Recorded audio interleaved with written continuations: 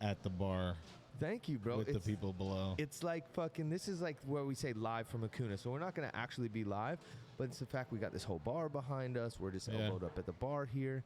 It was all like happenstance. So before we get started, we're started. But so my wife was telling me for a long time, like, you should do a podcast. You should do a podcast. I'm thinking, wow, she's being so encouraging and supportive. Like, this is new. And then it occurred to me she was just tired of hearing all the weird shit that I found on the internet. So she's like, just go tell that shit to the internet, you know? Yeah. So I'm like, all right, maybe I'll set it up at the coffee table downstairs. But I couldn't get the clamps to fit on the table. So then I'm like, where will these fit? And I come up here, and I literally, first spot I put them is here. And I'm like, all right, where would I put a camera? And I like cram the camera in the pipe, turned it on. And now we're like 58. This is like episode 58 no later. Shit. I've talked to people running for Senate, Congress, awesome community members. Like, has been as organic as it can get. I love it, man. That's awesome. Yeah, well, I really appreciate you sitting down with me today, dude. Well, it's funny, too, because I never heard of Kava before, being from New York. Like, never had an experience with it, and then went to a place over just off Clematis Street. Okay. Like 6 months ago when I first got here. Yeah, about a year ago. There's two maybe. there. There's one called Hideout, and then there's one called Temanatu. Do you remember? I think Temanatu was where I went Those out. are our homies, man. Yeah, and so I tried it for the first time, and I loved it. It was cool. I now use it daily just for pain relief, things like that. Yeah. And but then when I saw you do your podcast from here, I'm like, this is fucking dope. Yeah, like, man. This is awesome. Well, let's start off with, we usually like to start with very simple. Who are you? Yeah. And what do you do? I'm Anthony Augugliaro, born and raised in New York. I run a financial services company. I'm a fully licensed financial professional, so on the one hand, I help families understand how money works, but on the other side of that, I also mentor and coach people who want to build businesses in that industry, become entrepreneurs. I also mentor people outside of that industry too, but really trying to achieve the top mental mindset that you need in order to run, operate, and expand a business in America today. Holy shit. Yeah, so financial education, business education. Call me like a financial and business strategist. Yeah, which is so important. It feels like, personally, like, I never learned how to do any of that, right? No one does. I'm 36, and I'm finally learning that I need to put some money away, right? It's like I've always been just like dead-end job to dead-end job, pursuing a music career. So it was like any money I came across, I would spend on CDs or a music video, go back to broke. But we're also in this weird time right now, and which is something I wanted to see if you're kind of seeing this. It seems like nobody wants to work. Oh, yeah. So I'm talking to my mother about this the other day, and I'm like, it's like the younger working class is either feels entitled or feels like they shouldn't be showing up for a job. And she said, well, you haven't seen all this stuff on TikTok? I'm like, no. There's all these videos going around TikTok that's like, so one, for instance, is like this pretty girl walking through the woods with a basket, like collecting mushrooms. And the first thing says, fuck your job. And then it says, you are worth more. Hard work doesn't do anything for you. Yeah, it's interesting too, because actually prior to starting my business, I was a school teacher. So I used to teach high school special education, social studies, English. Dude. Dealt with teenagers all day up in New York. I was born and raised up there. And the younger mentality, I like to say it's mischaracterized, that they're lazy a lot of the times. And then it gets exacerbated on TikTok by these videos that say, fuck your job, hard work doesn't mean anything, which we know is bullshit. Yeah. But at the same time, I think that the younger generation doesn't want to waste time and wants to know, hey, how do I do something effectively and efficiently quickly? Yeah. And then that's mistaken by older generations as, oh, they're lazy. Okay. But I do know in today's economy, though, there's a whole bunch of people sitting at home that don't want to work. Yeah. It's just the nature of what's happened over the last 2-3 years of the pandemic. It's been weird. It's been weird. I can't help but think when I see these videos, too, because I also have an understanding that, unfortunately, our social media is flooded with nonsense that's, I think, created outside of our government to maybe eat us alive from the inside. Who knows if somebody's trying to just like destroy our workforce, there's like these Russian meme farms, right? To me, who else would be writing fuck your job, hard work doesn't do anything? Sit home and be a milk for the government, that right? Doesn't seem like the American dream to me. No, I think what's being sold too, we live in a society, like growing up, I didn't have social media, you didn't have social media, we're around the same age.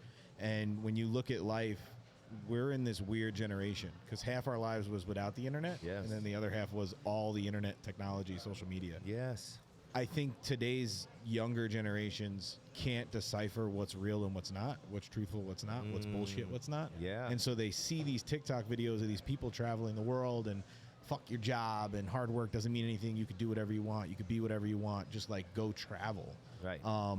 And they don't understand that those things do cost money. Yes. And in order to make money, you need to do something of service to somebody else or solve a problem. And I love now, you know, my wife and I started our business. We linked up with a company, we had a system, and we did that. And it took us 5 years to get to the point where we can leave our jobs. Like we were building it part-time. Now people are like, I'm going to go be an entrepreneur. And they say, well, you go, why? I'm like, well, I saw a TikTok video or I saw an Instagram video that said I could start my own business. Okay, what business? Where? What are you doing? What's the problem that it solves? Right. And then they start sitting there and you're like, oh, you don't know what the fuck you want to do. Yeah. You just don't want to work for somebody else. You don't want to go clock in. You don't want to do the dirty first and hustle and then go build a business doing something else. But it's funny you bring that up, like Russian meme farms in China. And my dad, he's funny, man. He's like a big time conspiracy theorist, which I guess now is just a term for people who tell the truth because half the conspiracies come true. It's weird, right? It's weird. Next thing you know, we have an alien sitting here. Like, hey, I've been here the whole time, dude. Yeah, we've been here for 50 years. Just wanted to say hello. My dad's always like, you know, the Chinese are tracking you through those TikTok and Instagram. I'm like, Dad, you got an Apple phone, man. They know everything about you already. That's right. Everything that you don't want them to know, they know. Yeah. And you should just accept that fact and try and live a pretty good life as much as you can. Yeah, great point, man. But it's a big problem. I definitely see it. So I think the other side of it is, my wife and I are entrepreneurs, and we understand like not wanting to quote unquote work for the man. But I think what young people are missing is like what you mentioned, like you have to bust your ass, and you might have to work for somebody so that you can stack some cash while you come up with a great idea. Yep. You know, and put some money away. Not only that, but there's like such value in being like an asset to your company, you know, and it doesn't have to be forever, because there is this great story of the employee looking out the window when his boss pulls up in the new Lamborghini, and he runs downstairs and he tells his boss, oh my God, this is my dream car. And the boss is like, you like this car? He's like, oh, I love it. He said, I'll tell you what. If you show up early and you stay late every day for a year, I'll be able to get myself another one. And I understand that, you know, but I wish that young people would see that it's like you got to take steps, and it's okay to be an asset to your company while you're building a nest egg and while you're coming up with that next great idea. I think, too, it's important for so many people. Like, growing up, I started working at 12 years old. I was a busboy. I cut lawns. I painted houses. I worked at a bank. I worked at every restaurant you could think of, in every position in a restaurant. I was a bar back, and I did all sorts of jobs. I delivered newspapers, drove trucks. Like, I did a bunch of different things before I fell into teaching. And I got to tell you, everything I learned from each job is what got me to be successful in my business. Yes. Because I can connect to people differently from all different backgrounds, and I'm able to kind of find relatable things. And then it's just like the hustle muscle, right? Like, you don't realize that you're doing it. But those little things, like I'm sure before your wife and I started this, before your wife and yourself started this, you probably were doing other jobs, and you probably same thing. used Every those job experiences. under the sun. Yeah, and you use those experiences, like when things don't go right here, that hustle muscle that you've now developed over 10, 15 years of just working for a job you hated, doing things you didn't like, that's what makes the grind worth it. Yeah. That was something my dad told me too, is that every job you have, it's not going to be forever. It's a stepping stone, but you're going to learn something from that job. Focus on what they do for marketing. Focus on what their sales approach is. Focus on things that work and things that don't work. And so I was like a student of business while I was working every dead-end job. And you're exactly right. When we got here and I went to start designing flyers or coming up with branding or what was going to be our marketing approach, I had seen it done so many different times over the past 10, 15 years that we had kind of a place to start, you know? Yeah, it's interesting, too, because like that point you just said about the CEO at the Lamborghini, right? Yeah.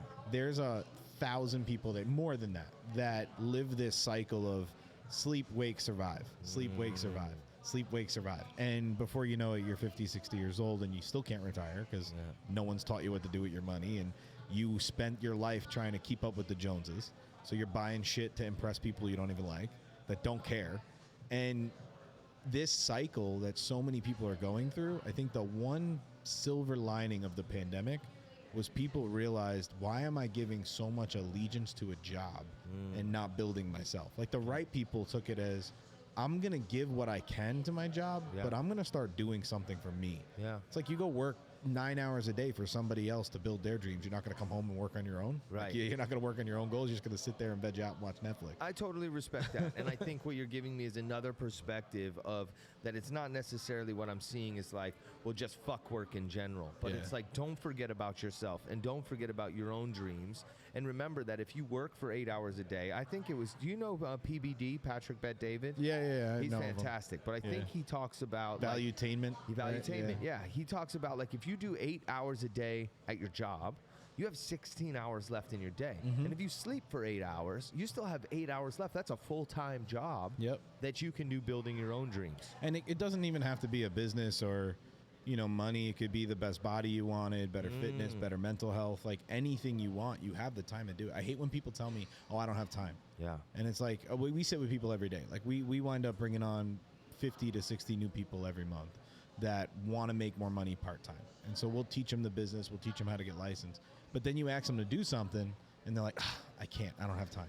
And that's where I agree with you. Like there's a layer of laziness that I've never seen before. Yeah. It's like, all you have to do is go on Zoom. Like you hit a button, log on to, you can have gym shorts and a button down on and make money doing this part-time. And you're giving me some excuse. Why? Because you're going to go watch, House of Dragons or the next TV show. Yeah. And you don't want to give any type of commitment to anything. Not only that, ask them to pull up the hours on their social media. Oh my God. That's a scary statistic. People are doing 8 hours a day on that. They're drowning in it. And then the thing that I hate about like TikTok, Instagram are two of the biggest culprits with their algorithms. But basically what winds up happening, and this is where I do a lot of work with mental health and mentoring people to have a stronger mindset. But this is what happens. Those algorithms pick up on what you like, what you watch.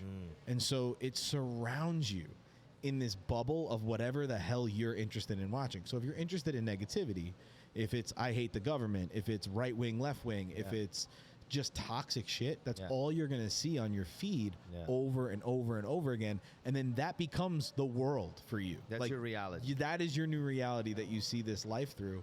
And it's the same the other way. If you sit and you look at everything through rose-colored glasses and it's like, oh, everything's positive, everything's happy. Well, that's not true either. Like, life is life. But there's this unrealistic world that's been created through social media, unrealistic expectations of what people are expected to do to work. Yeah. And I agree with that. Like, I wish people were a little bit more motivated to put a little bit more effort into living. It's like, you don't know. We have a very famous quote in our business I use all the time. You want to challenge somebody, ask them how much money they have. They know exactly the amount. Ask them how much time they have. No fucking idea. Why are you wasting so much of your time? Doing shit that does not improve you, your mindset, your family, anything. So. Well, it seems like you found, correct me if I'm wrong, but a balance between being able to exercise that hustle muscle and utilize social media and technology to your advantage throughout for your business, because you're talking about using Zoom to do so, right? So it's not all demons on the cell phone. Like, you can leverage that your knowledge of technology and social media to make yourself money. Oh yeah, if there's 90% of the crap on social media is crap, there's still 10 to 15% that's really good. There's like really good material you can get out there. There's great podcasts. One of my mentors and the podcast that's unbelievable is Ed Milet and the Max Out Show. Okay. You mentioned Patrick Bet-David. Like, there's tons of stuff you could take in. Andy Frisella, like, that will, force you to level up your mindset. That's what I try and do. I try and put information out for people, whether it's financial stuff or mindset stuff, or just motivate people to, like, get up off your ass and do something. That's going to benefit someone, right? It's like, we go through the world. It's very easy for human beings to be selfish. And when I was just working a 9 to 5 and I didn't have a business, I found myself kind of only worrying about myself. I'd go in, I'd talk to the kids, I'd teach the kids, and they mattered. Yeah, it was important to me, but I didn't feel the sense of fulfillment I wanted. And now with this business, where I'm helping families figure out their finances, but also teaching people some skills and strengths to make their mindset better, and whether I could do that through Zoom or Instagram or TikTok, I'm going to use a platform, and whoever I reach. I could care less and no one listens. But there's like your podcast too. I was watching some of the other episodes. Like I learned a lot, and I love it because what it's doing is you're taking your platform and trying to help other people. Yeah, absolutely. And whether it's a politician or not, or a doctor, I know you've had some artists on here. I've had some artists that I was like, yo, that pretty dope shit. Yeah, like, yeah. And you see that, it's like, okay, cool.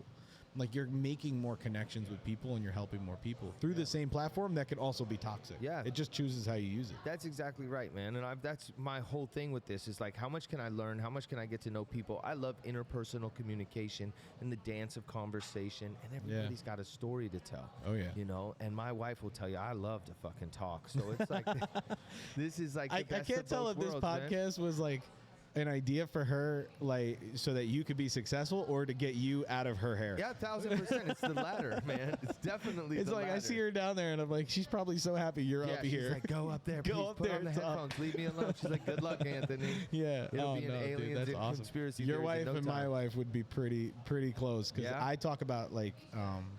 Because I'm in business, I don't get too political or anything like that on social media, but I'll be like, have you seen this crap? Like, are you watching this? And my wife would be like, I don't know, babe, you tell me what it is. Like, she can care less. She just wants to be happy and help people. And I'm just like, there's a design. Like, in my head, you want to put the tinfoil hat on. Our education system, our political system, and our financial system are designed in a way that the average American fails. Just fails. You know, there's a few that splinter through. There's a few that get through the cracks and they become successful. But the majority of Americans right now can't cover a $1,000 emergency. They can't cover their student loans. They can't afford the house that they live in if they can even buy a house. They have no basic understanding of civics and government.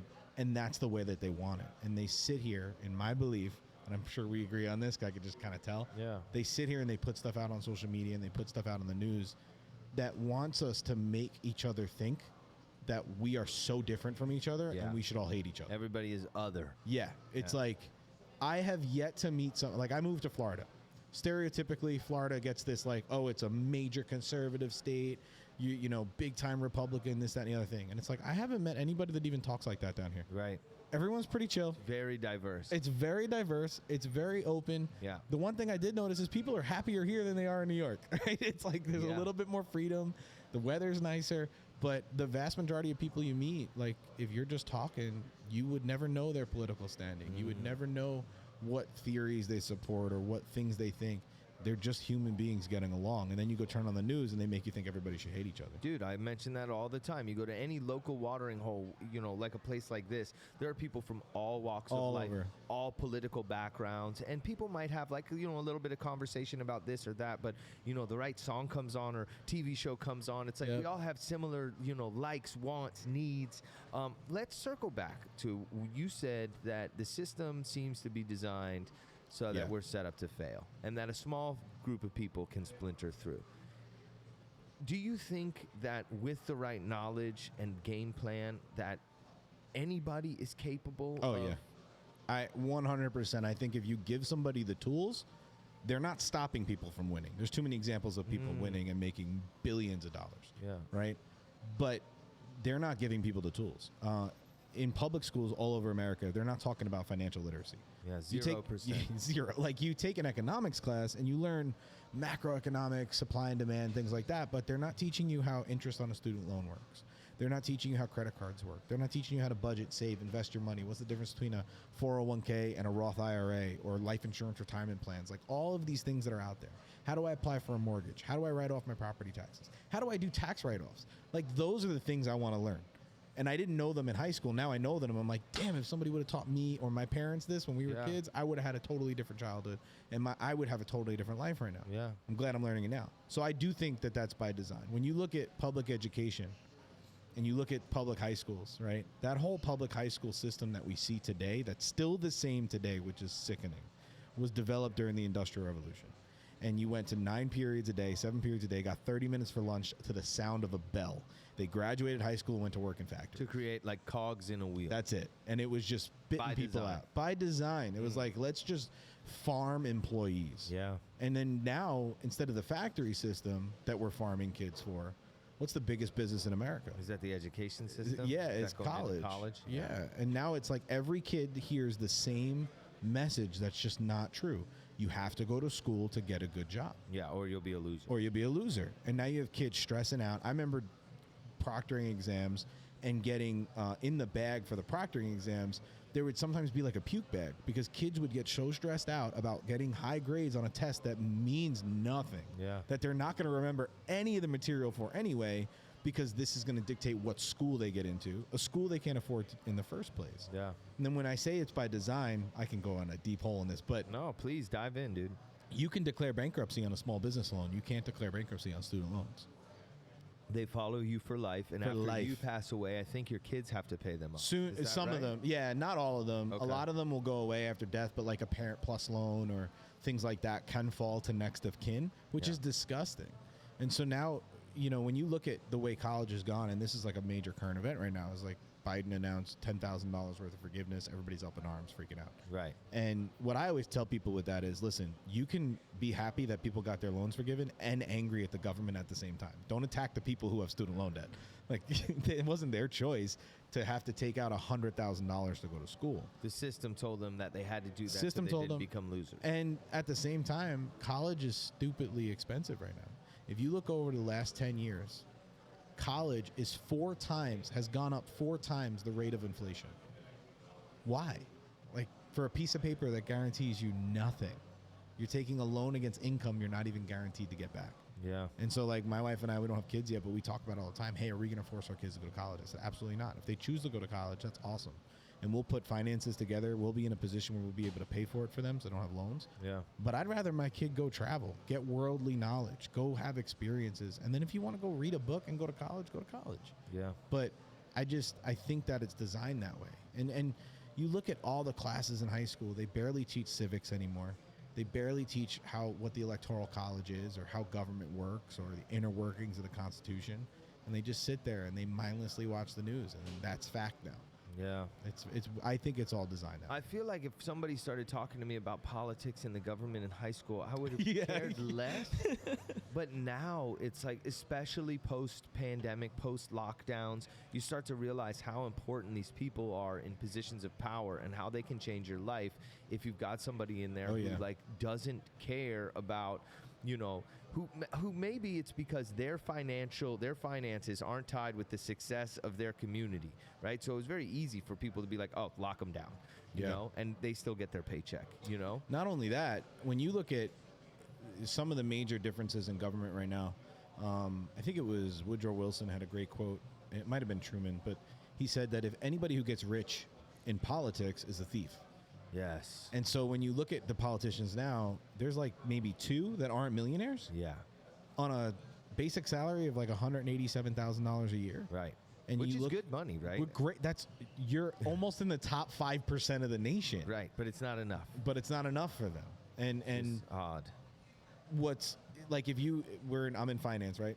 If you followed the same trades as Nancy Pelosi this year, I've heard about this. You're the most successful trader in the history of the world. I've heard about, but nobody bats an eye at that. Nobody cares. Right. And I think that's where you find the education system being one of the major issues. Is like we need massive educational reform so that kids start to care about this stuff sooner, because they're the people who are deciding the future of the nation. Interesting. Do you think this will happen through public schooling, or when you say educational reform, is this something that private people are going to have to start schools to train kids how to look at the world in a different way? Oh, yeah. Are we ever going to be able to make change in the public school system? Is that going to be such a long haul that by the time it's done, one. Right? Yeah, there's so much greed to, from top to bottom in state governments. And, my dad's quote is, if the only good politician is a dead one. And he's just like, it's so easy to get wrapped up in that.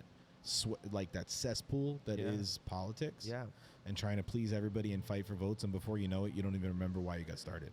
And I think if it's going to change, what needs to happen is more access to things for kids, and that's happening right now. TikTok, Instagram, the benefits of internet and social media is kids are getting great access. It's just we have to monitor, all right, what are our kids actually watching? Yeah. Is it truthful? Is it factual? Is it moral? Is it actually helping? Or is it just somebody bitching and moaning on Instagram again? So have you heard about, TikTok's a good example, right? So Our kids are watching TikTok. Our kids in America are watching TikTok, and they're seeing Tide Pod challenges, light yourself on fire in the shower challenges, dance videos. Yeah. But not to bring up China again, but in China, the TikTok that those kids watch is intentionally science, math, engineering, sports accomplishments. Does that not even exist? I'm not on TikTok. Does that not even exist on our TikTok feeds here in the United States? Are less kids doing that, or is it more kids are into watching Tide Pod challenges? So that's what their thing gets. That's what they get fed. It all comes down to the algorithms in the app. I mean, like my TikTok feed or my Instagram feed is filled with motivational speakers, entrepreneurs, real estate investing, like things that I want. Right. Whereas a teenage kid might be following Kim Kardashian or, the rapper that they want to follow or something stupid like funny videos or World Star. Right. And so they're going to see dumb crap. China, I would still choose the freedom over here as opposed to the censorship in China. I agree but completely. When it comes to their students, they push their students a lot harder, almost too hard to an extent. There's great documentaries about these underground study halls that Chinese students were going into because they wanted to get into major schools and science and engineering. And there's a lot of pressure put on those kids there. But I will say there is a definite lack of that in a lot of schools in America. We're content with, I don't want to say being soft on our kids, but there's a beauty and an enemy in it. Like there's a beauty in America that we allow kids to explore whatever their interests are. Right. But then there's an enemy in that we have kids that are falling through the cracks that are just kind of mindlessly thumbing through Instagram and thumbing through social media that are falling through. And then they get to 18 and we're like, well, what are your skills? What are you interested in? And they don't have any. Yeah. And they're just like, well, I spent my last 4 years in high school kind of moseying through and like a zombie wandering the hallways and watching Tide Pod challenges. Unless they're lucky enough to come across a guidance counselor or a certain instructor who inspires them and gets them looking at the right things. Because unfortunately, if they're not being taught that in the home, and I think, for this might be a general statement, but the home has been really broken apart. Huge. Whether it's fathers at work, God forbid fathers in prison, mothers working 2 jobs. Nowadays you have to work 2 or 3 jobs to be able to afford a place to live.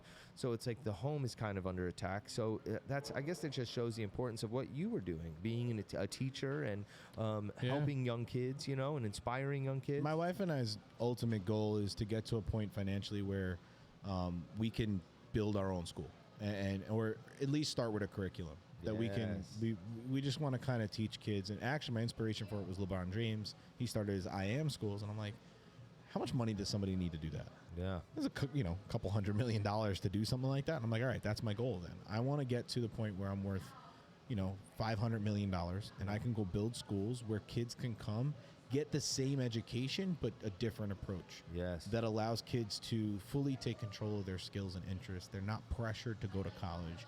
You find out what these kids are interested in, and you give them a whole education.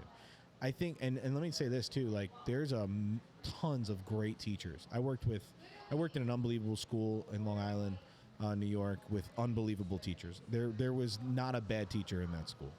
The problem is the teachers are being pressured to get this massive amount of material into this tiny little bit of time, and they're judged based on how the kids perform, rather than are we teaching kids the benefit of learning? Yeah. Instead of, here, go memorize a bunch of shit that you're never going to use again. And so teachers are becoming completely burned out. You see people leaving the profession now, good teachers falling behind, and then that hurts our kids even more.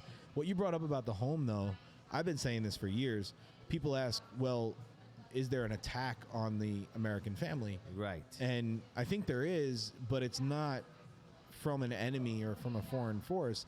I think it's from the fact that, like you said, we just can't afford to live here anymore. Yeah. And where you used to have maybe one parent work and one stay home, or both parents were home by the end of the night, now they're working 2-3 jobs, and the kids are being raised by grandma or a babysitter, or by an iPad. I was going to say, or TV or TikTok or That's an iPad. It. Yeah. And you see kids. My wife and I laugh all the time. We go out to dinner on date night, and it's like every kid at the table has an iPad in front of them. Yeah. And I know parents too. They'll say, "You try calming down a 4-year-old that's throwing a tantrum." I get it, and I would probably. I don't have kids, so I don't want to say that I wouldn't do the same thing. Yeah. But when that becomes the thing, raising your what kids. did parents do 20 years ago before iPads? Like, it was all okay. And Yeah. I think, like, some of us turned out with, like, good, like, grit and respect for our elders and, like, knew how to act in public and whatnot, So it's not, I don't think it's the worst thing to not have that. Like, my sister, I have 2 nephews and a niece, and it's like she's not having them on the iPads. This is a privilege that they earn, and even she monitors what they watch and whatnot, which I give her a lot of respect for, because I see the exact opposite. Oh yeah, and I get it. It's like I hate my boss. I kind of hate my significant other, and the kids fucking screaming. Take the iPad. Take the iPad. I just want to relax. I Yeah. just worked for 12 hours, sat in 2 hours of traffic to get home. But that becomes like a whole nother enemy force in the home. Yeah. And one thing that I laugh about all the time, 20 years ago, they used to say, hey, you better learn this technology or you're going to get left behind. And now I think it flipped. If you're a kid growing up right now, or an individual growing up right now, and you know basic survival skills, and you know how to handle yourself outside, you know how to handle yourself in a fight, you know how to take care of your family, your interpersonal skills are amazing, you're now the top 1%, as opposed to all the people who are buried in technology now. What a great point.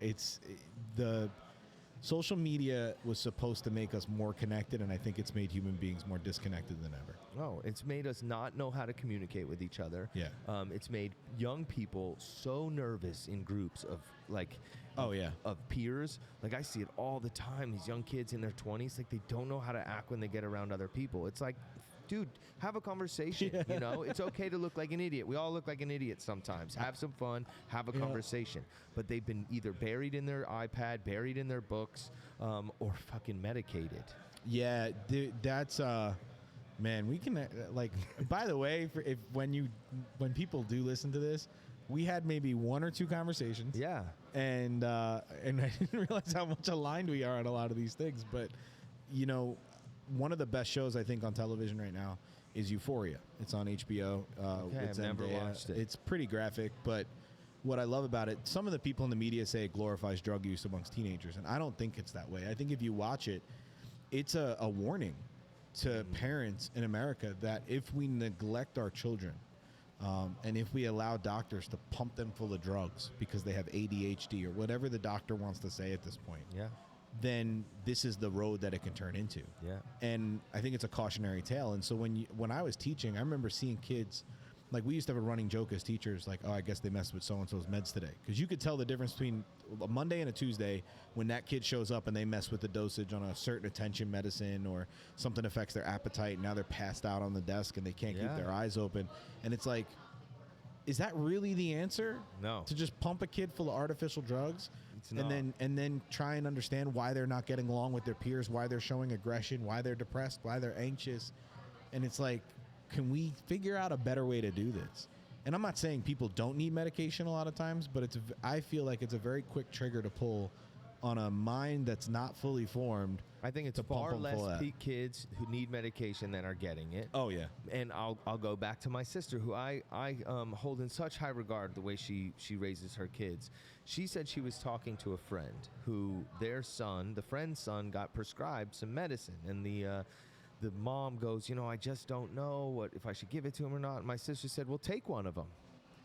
Take one of them and see how it makes you feel. And I never even thought about it that way. Yeah. Like, it's not poison. I mean, it is poison, but it's like, if you take it and you feel like a zombie, imagine what your 45-pound kid is going to feel like. Oh, yeah, with a brain that's not even fully developed. Yeah. And I think if you ask anybody, hey, have you ever suffered from anxiety and depression? I think everybody could probably say yes. Yeah. There's been moments in everybody's life. And it's been scientifically proven, if you ever read the readings of like Dr. Joe Dispenza, or there's tons of theories out there and tons of really good science, that the best cure for depression and anxiety is movement. Get outside, go earth. Like, that's something my wife and I do, is we earth. We'll get our bare feet in the sand, on the grass, like whatever we can do just to reset and recenter, because life is crazy. Bills got to get paid, money needs to be made, plans, trying to see everybody, be there for everybody in your family. Right. Anxiety and depression is a real thing. Absolutely. But there's a lot of other ways you can treat it than let me go pop a bunch of pills. Right. Or worse, turn to alcohol and drugs. Yeah. And I mean, I've lost a lot of people in my life, friends I went to high school with. We're around the same age, so like the heroin epidemic was starting when I was in high school, and really started to take hold, especially in our community. But when you see that and you trace back, like a lot of them were kids that got pushed, antidepressants or ADHD medications. Yeah. It's a habit that forms, and then they wind up coping. They don't learn coping skills. Yeah, that's what I was just gonna say. It's you numb a kid's mind and you don't teach them healthy coping skills at an age where it's like, dude, from like 6 to 15, like this is essentially gonna make you the person that you are. Oh yeah. Like we all like to act like we're like grown and fucking we're a completely different person than we're just taller babies. You know what I mean? I love that. It's true. We're like the same fucking person we were when we were 15. Like obviously you learn more about life, but it's like that's such an important time, and it's the parent's overwhelmed, the kid's not paying attention in class, most likely because he's not challenged or isn't getting enough one-on-one attention. So it's like, well, we got to go see a psychiatrist. The worst. Psychologist, yes. Talk to somebody, yes. Huge thing that you just said. I think, I used to be against therapy. I was so against it. I was like, I don't need that. I grew up a wrestler. Yeah. It was like, yo, you can't talk about you being hurt or you being upset. Like, your just hit the therapy get was on the mat. Yeah, you're gonna get your ass kicked and Which has get its over benefits too. Oh yeah, there's parts of me now that I'm so grateful for. Right. Because of that sport. But looking back, I probably would have benefited a lot just from talking to somebody. Yeah. A psychologist is so important. I don't want to say names, but there's a school psychologist in the school that I worked at that is absolutely amazing. And you can tell when the kids walk out of her office, you can have the angriest, most oppositional student completely open up. And parents think that they're equipped to do that a lot of the times. And the kids don't want to be that. Like, the kids don't want to go to their mom and dad to talk about that stuff. Yeah. I think that therapy is a huge benefit. Well, it's a good, what's the word I'm looking for? Somebody who doesn't have any, like, quote unquote skin in the game. One, the kid thinks parents never, it's like that Will Smith line, parents just don't understand, right? Yeah. Not only that, but the parent thinks that sometimes it's either wants to be the kid's best friend or needs to, like, rule with an iron fist. And often, like, lacks that, like, objective conversation with this young adult. And when you get to speak with a therapist who is like not the parent, and it's like, I understand what you're feeling, and that's honestly pretty valid feeling that your mom's fucking medicated and being a bitch. Like, you're onto something there, kid, but you can't hate her for it. It's who she is and whatnot. Like, those therapy sessions are so important, but that's what I mean by psychologists and psychiatrists. The problem is they take them to a psychiatrist instead, and that doctor's job is to prescribe them medication. Yeah. And I think that is opening up a can of worms. Huge, man. But there's like aliens and UFOs up here. Like, I think it's by design. Pretty cool. I think it's by design, dude. I think that if we're fucking medicated, we're cogs in the wheel. It's like, shut up and be stupid. Not only that, the massive corporate profits from selling us these medications. Oh my God. You see, it's funny too, and my friends, a lot of my friends believe the way I do, but some of them don't. And I'm like, you guys don't think it's weird that Pfizer sponsors every major news outlet in America? That's right. And that their profits quadrupled over the last 2 years, and we don't sit here and think, like, I'm not going to get into whether the vaccine's the right thing or not, but it's, you have to see corporate greed for what it is. Right. And I think you're onto something there too, is like, they want us divided, they want us angry, and they want us buying.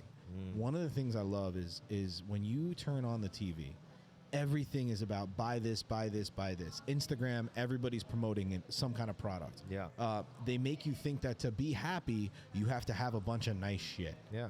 And that's not it. Like, being happy is peace of mind. I don't have to worry about how my bills are getting paid. I get to spend every day with my family. I get to live the way that I want. And so when you look at that and you say to yourself, maybe it is by design. They want everybody kind of just burying themselves in student loan debt for jobs that don't pay them enough, and then buying shit that they can't afford to impress people they don't even like. It's this consumerism, but that's also a mechanism of another thing that humans do. I'm a huge fan of Joe Rogan, and I think that some of the stuff he says, it's just like he nails it. So as humans, we create new shit. We're always creating new shit. And what feeds that creation process is somebody's got to buy that shit. Yep. You know, and who knows if it's like nobody even understands why. It's just we kind of ended up here in this like capitalistic consumer world. But you're right. Like, we are trained that in order to be happy, like, you got to have the nice shit. You got to have the newest iPhone. You got to have the newest video game console. Otherwise, Johnny down the street's going to have the nicer one, and you're going to get made fun of and whatnot. But the other side of it is when you don't have that feeling of not having is a terrible feeling. Right? So I think that's often a motivator to like where you want to be like, well, I hated not having it, so I got to have it. But often people find that's a bottomless pit. No matter how much nice shit you buy, it wears off real quick. Yeah. Because I like to say, I learned it from one of my mentors, money is a magnifying glass. So the more money you have, it's just going to magnify who you are inside. Yeah. And if you're a shitty, like the inside of you is just filled with negativity, you're just going to have more money and still be that guy. Yeah. Some of the happiest people I know have no money. Yeah. They're broker than broke, but they live such a simple life. I'll never forget it. I was down on Blue Heron Bridge. We chartered a boat out to do some fishing, and a guy rowed a boat over from a sailboat, came over, hit the dock, turned the hose on, put some soap on himself, showered. He looked kind of beat up. He took some bottles, filled it up with fresh water, got back on his little boat, went out to his sailboat. I'm like, that dude looked way happier than half the people here. Getting in their Lamborghini. And it's like, okay, well, I don't want to be that dude. I want to live in a home, but I gotta say, I want a Lamborghini, man. A Lamborghini would be kind of nice. But it's not everything. It's not everything, and as long as you understand that, and as long as you understand that, no matter how much stuff you buy, it's not going to fix the whole. We all have that problem, though. I think we all have to go through this phase where, when we have money, we spend it to learn the benefits and the pitfalls, but some people never grow out of that. They just keep buying shit they don't need to impress people they don't like. That's like my big motto in life. Yeah, I love that. I've never heard it put that way. Yeah. But it's so true, dude. It's so true. But I think, like, I'm just now finally learning that. Like, I thought I was telling myself, and maybe still a little bit, it's like I didn't have as a kid. And now, like, I want to work my ass off so that I can, buy something nice for my wife, or feel like, as I'm saying it, I just feel so stupid, but like feel like, fuck, I made it. You know what I mean? Absolutely. Like, I fucking bought myself a fucking Benz from my hard work. Yes. You know? But I know, just because I've gotten wise as I've gotten older, like, I have to make sure that I'm not using that to fill a happiness hole. Yeah, we do. My wife and I have vision boards, and I recommend it for anybody. Yeah. It's like we do delayed gratification. It's like, okay, so my wife needs a new car right now. Say that again. Delayed gratification. Like, we live in a society that wants instant gratification. Correct. I worked, now I want to go do this. I got a raise, so now I'm going to go buy a boat. Yeah. And when you think about that, you're like, okay, dude, but that's not going to fill the hole that you have. So what we'll do is, on our vision board, right, we live in a condo right now. So one of the things on our vision board is a home with a yard and, on the water, and that's what I want. Yeah. And could we have done that? Maybe. But we would have been working to pay a mortgage, not working to live a life. Yeah. And so now it's like, okay, when we hit X amount of dollars in income, we'll go get a mortgage for a house like that. Yes. When we do this, then we'll do that. So like one of mine, my dream car is an Aston Martin DB11. And I said, hey, we have an income goal. So when we cross over that income, I'm going to go test drive that car. And I haven't done it yet, but we crossed the goal. And you know what's funny with delayed gratification? I thought I wanted that car so badly. I crossed the income goal, and now I'm like, that car doesn't impress me anymore. Yeah. It's like, my wife says, if you ever want to buy anything, put it in your Amazon cart, leave it there for 7 days, and come back to it. Hold on. Babe, do you hear this? I'm just kidding. I'm the Amazon guy. It's me. It's not her. She buys lots of crystals.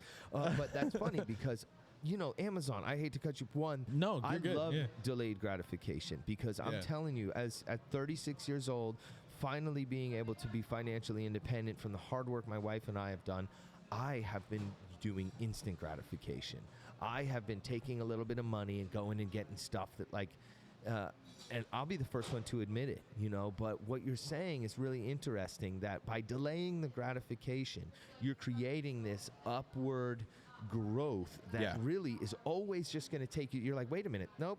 I want to go higher. I got to go higher. And in order to get there, I'm going to hold myself to a certain standard before I even go test drive the vehicle. Like, I know I have to get to this level, and then every day that motivates you to fucking crush it. You know what I mean? You just want to grind. Like, my cousin taught me a really cool thing. He's very successful, and he talks about the fact that, you know, you could think about buying your next dream home, and that's cool. But what if you could buy four family units that pay for your dream life? It's like there's always a level above, and the base of one mountain, the top of one mountain is just the base of another. Yeah. And so if you think about that delayed gratification and pushing things off, we'll do it when we hit this amount of income, when we have this type of month in sales, when we get to this point, then we'll do that. And this is the biggest problem that you see. Like, a basic example of this is a family going to Disney every year. They spend $10,000 a year to go to Disney. Well, what if they delayed the gratification, and instead of going to Disney, they spent $50,000 and took their family all over Europe? Right. And it's just like, oh, but we have to. That's our thing. We do that every year. Right. You're thinking in such a short term instead of the experience you might be able to give your family. Yeah. And so my wife and I are always like, hey, you want to buy that thing?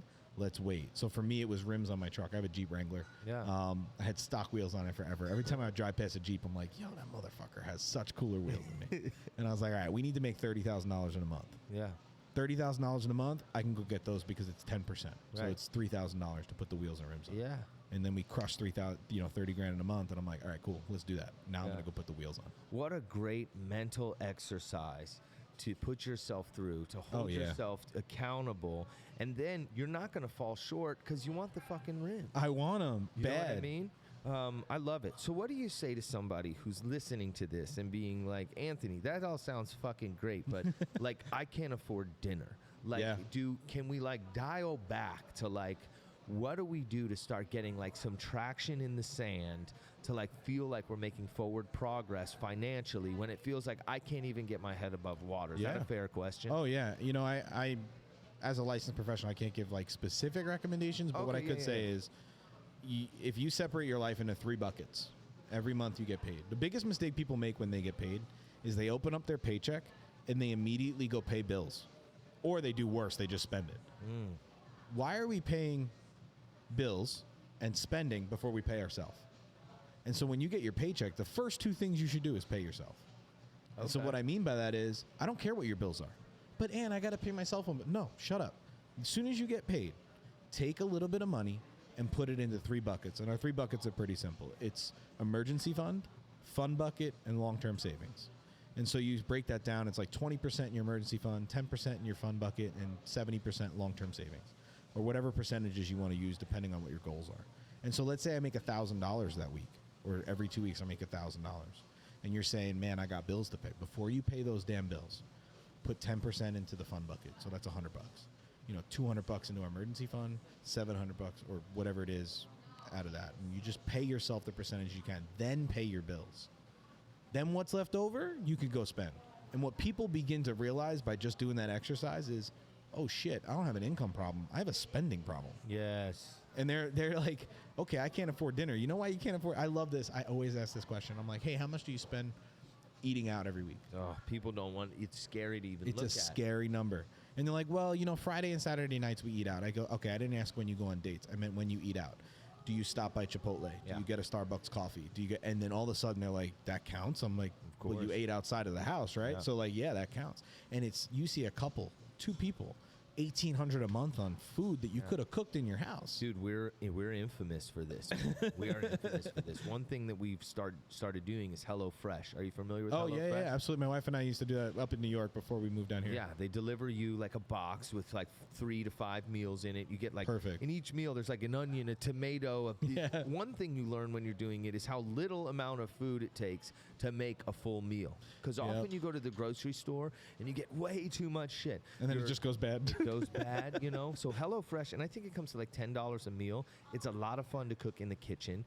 My wife and I, honestly, we fell in love in the kitchen. You know, we put on some Frank Sinatra, cook some dinner. Yeah. But then life starts to happen, and we're building a business, and it's like we forget to eat. We're here, and then we find ourselves like ordering food out all the time. Uber Eats, like the $6 Taco Bell becomes $13 with the delivery fee, right? I did Uber Eats the other day. I'm not proud of this, and we ordered a couple bagels, and I did it just because I indulged. But it was like, bro, $50 for it's two insane. bagels. But we're so used to it, and it's so easy, and we play these tricks on our mind, like, oh, it's fine, it's fine. It's the same mentality that goes back to instant gratification. We just, hey, it's fine. I'll just work harder and I'll go. I feel like I'm gonna learn more than any other people watching. Everybody watching be like, Blake, you're a fucking idiot. It's awesome when you start to break down what the average American spends.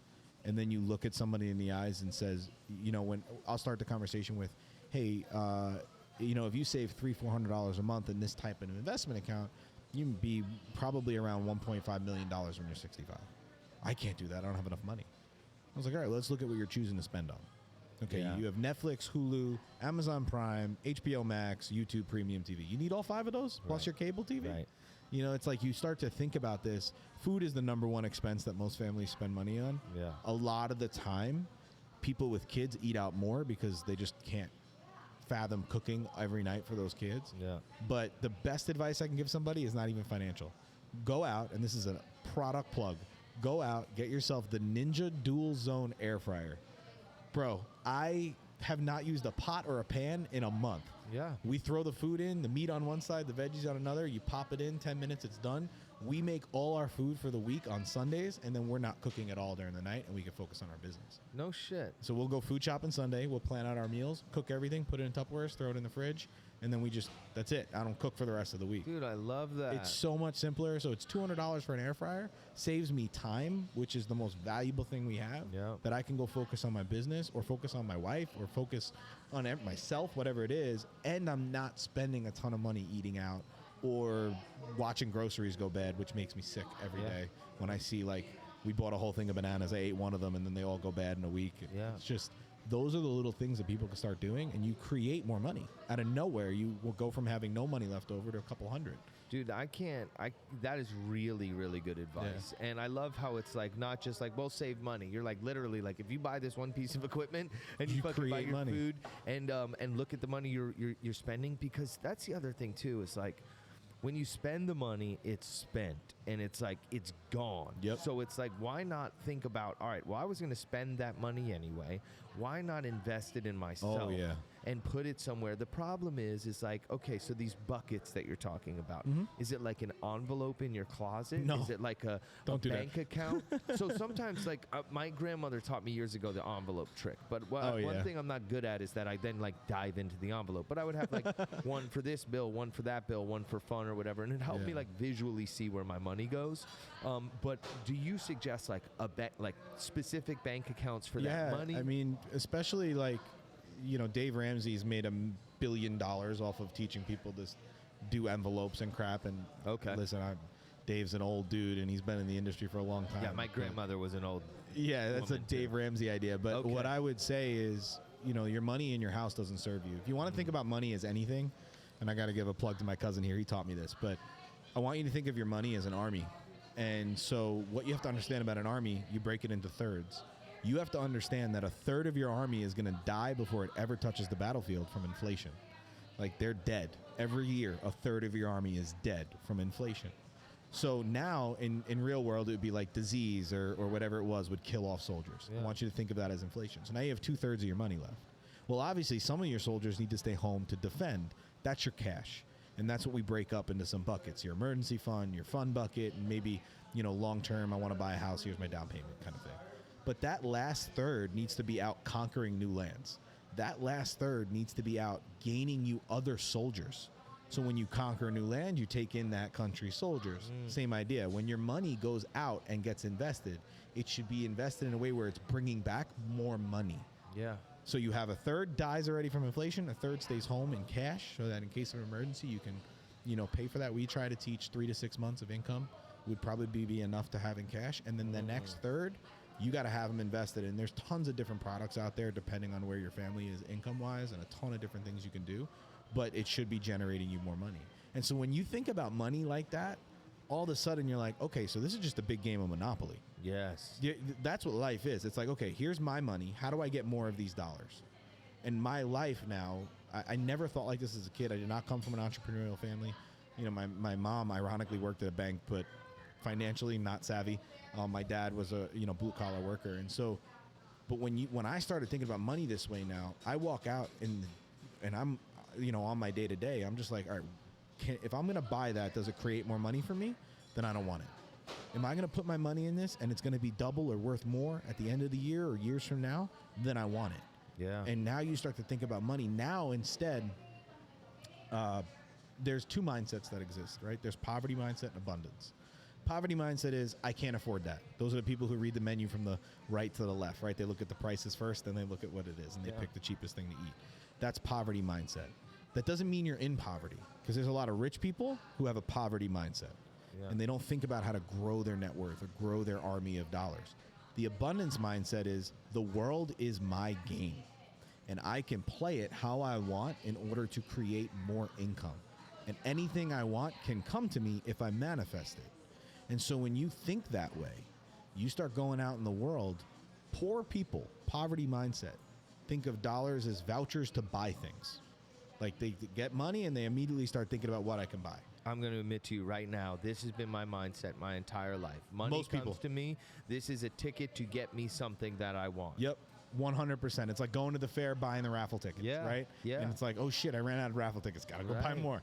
That's what most people see money as. And that's this phrase "broke is a mindset" is like, this is what they're this is what they're to. talking I never really understood it. Now I get it. It's me. It's a choice. It's a choice. When people are, for lack of a better word, broke, a lot of the times it's a choice. You show me your habits, I'll show you your life. Like, if you show me your habits and then you don't have any money left over, let's look at what a typical month looks like for you spending-wise. Yeah. Now, there are cases where someone just doesn't make enough.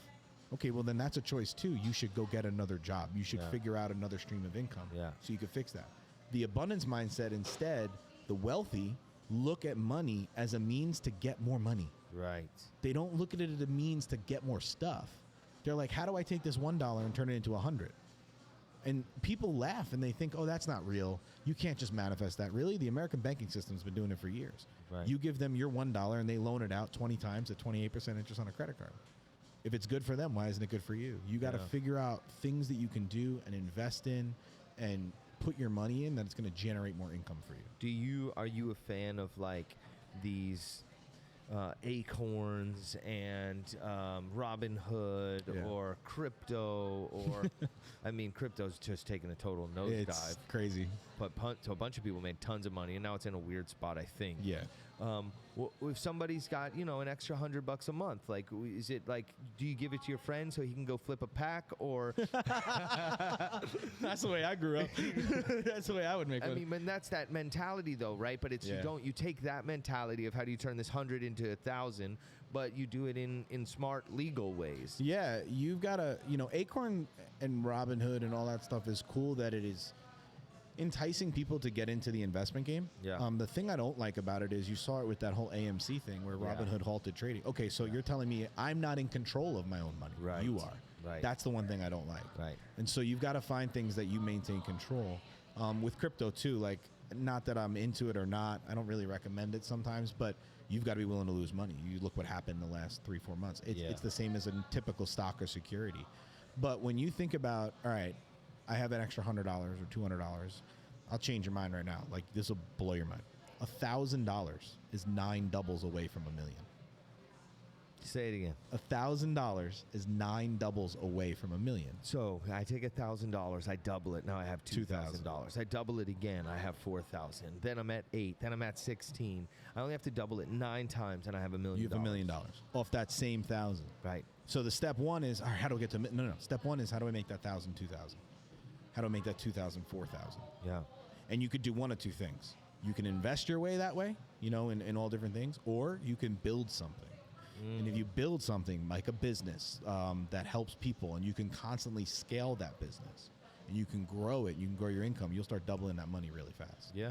And this is what, like, when you start thinking like this, like, this is the shit we should be teaching kids. Yeah, absolutely. If we teach kids how to value money like that, all of a sudden, like when I was 18, as soon as I had money, man, I bought a car for fucking $30,000 that I could barely afford. Bowling. To drive it to a school I couldn't afford, right? And it's like, man, someone should have slapped me in the face and told me, hey, instead of doing that, buy the used beat up car for $1,500, take the rest of that money you were about to spend and go invest it. Yeah.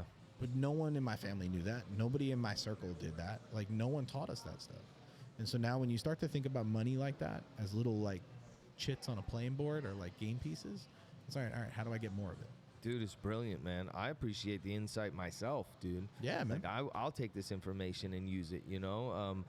The delayed gratification is a huge one for me. And I think the challenge is that it's not, in theory, in writing, on paper, these are all great things, right? But you have to be willing to have the self-discipline to do this for yourself. You know, nobody else is going to do it for you, right? And that's where you have to, like, challenge yourself and be all right, listen, we're going to not go out to eat. We're going to get the fucking the Foodie Ninja. That's what we have, the Foodie Ninja. But you're talking about a 2-zone There's deal. a dual zone one. Oh, that's sick. That you can, like, put steak, like the other night, I put steak on one side, Brussels sprouts on the other. Yeah, I love that. And you do smart finish and it has them both come out at the same time. That's sick. It's like, this is brilliant. So it's like you have to take action, and there are things that you can do, and people can reach out to you, and you can help with this. Oh, right? yeah. I mean, and the coolest part is, too, like, I don't charge any money. So everything that we do is... how are you doubling money without charging dumbasses like me? No, it's cool. Basically, what we do is we put the cost onto the companies. And so rather than put the cost on the client, we charge companies to market their products through us. So we represent, you know, a couple hundred different companies on our platform. And so if you were to sit with us, we could do a full financial review, put together a plan for you, and then find what companies and what products would best suit you. Those companies pay us out of their marketing budget. And so we're taking like the Uber Amazon model where they don't own any of their own products and applying it to finance. And it's a really nice, no pressure approach. The beautiful thing about it is whether or not I can help somebody with a product, I can at least give them the education. Yeah. You know, a corny saying, right? A family saving is a family saved. Yeah. And so even if it's $20 a month that you teach someone to cut back on, that's less pressure. And I live for the moments where a year after meeting with a family, I hear, hey, we're out of credit card debt. We bought a house. We kept our marriage together. Yeah. You know, dude, I'd imagine so many marriages are destroyed because of mismanaging of funds. Oh my God, yeah. You know, and money can be, where that saying, money is the root of all evil. Yeah, or like the great and powerful Biggie Smalls once said, more money, more problems. More money, more problems. I think where that comes from is the fact that money is probably the biggest stress on everybody's life, especially in adult life. And the lack of it is such a visceral feeling. Yeah. Like I didn't grow up in a broke family. I didn't want for anything, but I also didn't grow up in the wealthiest family in the world. Right. And when you now get a little bit of money, when I first started making money, man, it was faster than it came in. It was It's out. like a high. Oh, it's quick. And the more you spend, the faster the high wears off. Yeah. Oh. It's like the more you do it, you're like, okay, now I got to spend more. Right. Now I got to spend more. Right. What you have to do is retrain your mind into not spending money as a high, but saving money as a high. Yeah. Spend it on yourself. Spend it on your future self, right? Oh, yeah. That's what you're doing. Short-term sacrifice, long-term gain. Yeah. So you sacrifice the things that you want now to understand that you're buying back years of your life. Yeah. When you go and save this money and you go and build a business or whatever it might be. And there's so many problems that need to be solved out there. Like we should stop saying to kids, hey, where do you want to go to school? What do you want to do? And start asking them what problems you want to solve. You know, Elon Musk solves problems. Jeff Bezos solves problems. You know, Steve Cook and Steve Jobs, they solve problems. That's why they are built these multi-billion, trillion-dollar companies. It's like, okay, go figure out what problem you want to solve, find a whole bunch of people to help you do it, and then make money while you sleep. Yeah. You're a smart young man, dude. Trying to be. Yeah. You know? I really appreciate the time, the Yeah, insight. If people want to join you on your journey and learn from you and maybe get some insight, social media? Yeah, you can go over to my Instagram page. It's at Anthony.Augugliaro, which is a hell of a last name, _RFM. But I'll tell you what, because I read it a few times and I would have said it right. Augugliaro. Augugliaro. Oh, I think I was going to say EO. Augugliaro. Yeah, Augugliaro. Cool. Anthony.Augugliaro. Yeah, _RFM. And then in the link tree, you could book a time or get some access to our content, whatever it is. Dope. Sidebar, are you a godly man? Yes. Yeah? Yeah. I noticed that I was going through your social media, and I think that, before we go, I think that it's faith is so important in this day and age where we feel like we don't know, like the world feels like it's fucking just like catastrophic ending, and to have feels like faith, the end of days, right? It does, right?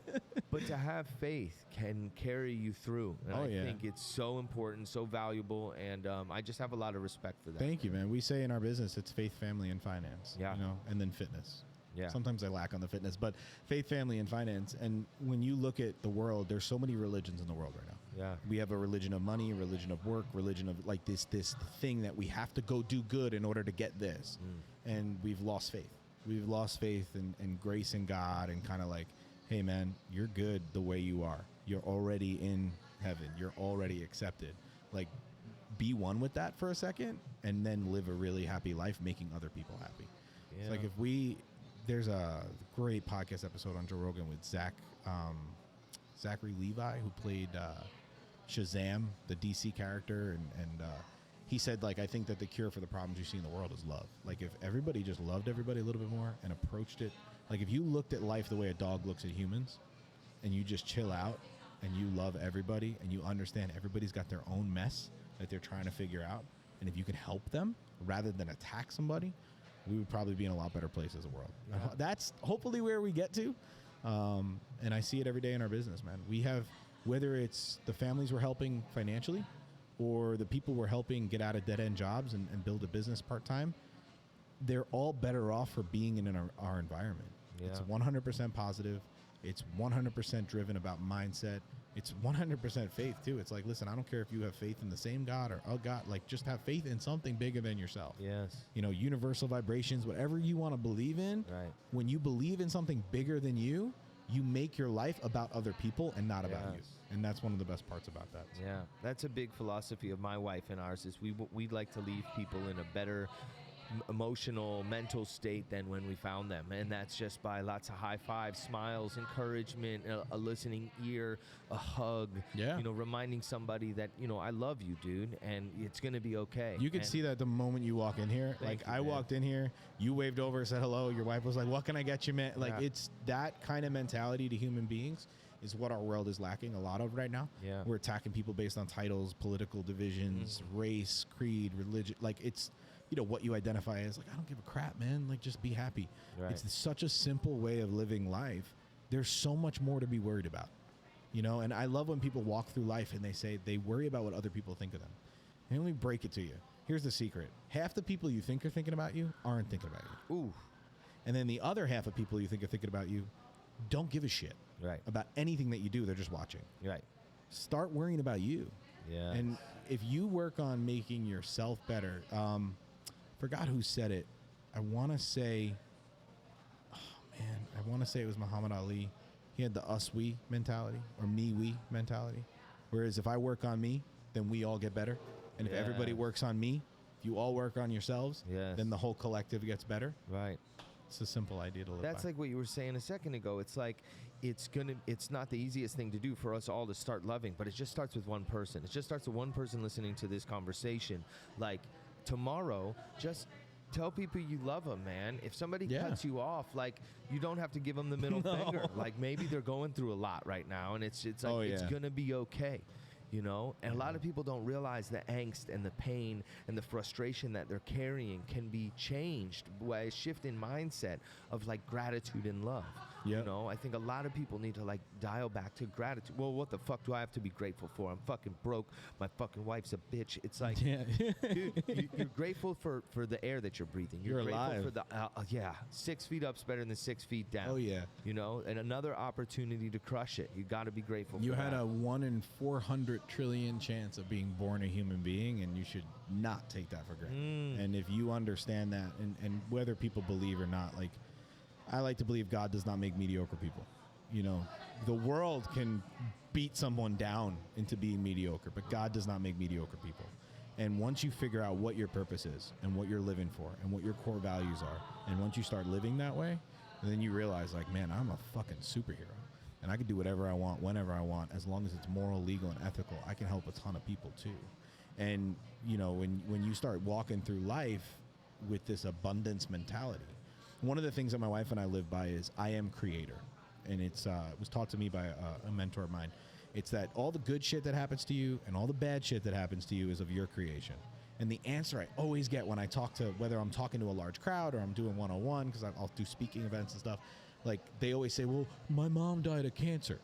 That's of my creation? I'm like, all right, dude, no. You did not create the cancer, but you create your reaction to it.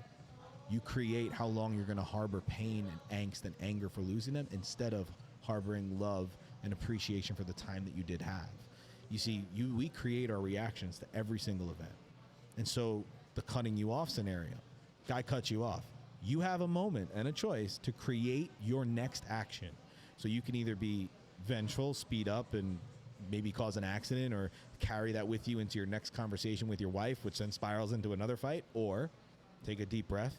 That dude probably got yelled at by his, boss, or, he's late to pick up his kids from school and his wife's going to kill him, like whatever it might be, and understand, all right, that's cool. I created the way I reacted to that.